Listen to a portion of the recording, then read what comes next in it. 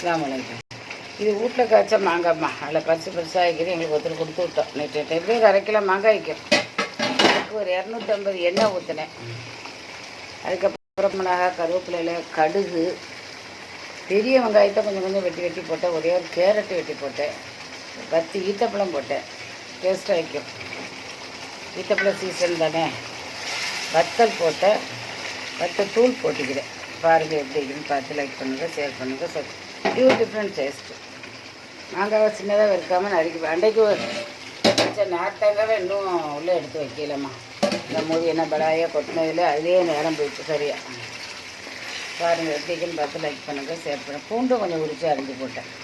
வெங்காயம், கேரட்டு, மாங்காய் இப்படி நீட்டமாகவே போட்டுட்டேன். இந்த மாங்காய் சின்ன மாங்காய் எடுத்துட்டிங்க நல்லா இருக்குமே. தண்ணி விடுறாதான் ஃப்ரிட்ஜில் வச்சு தான் திங்க லேட்டாக கெட்டு போயிடும்.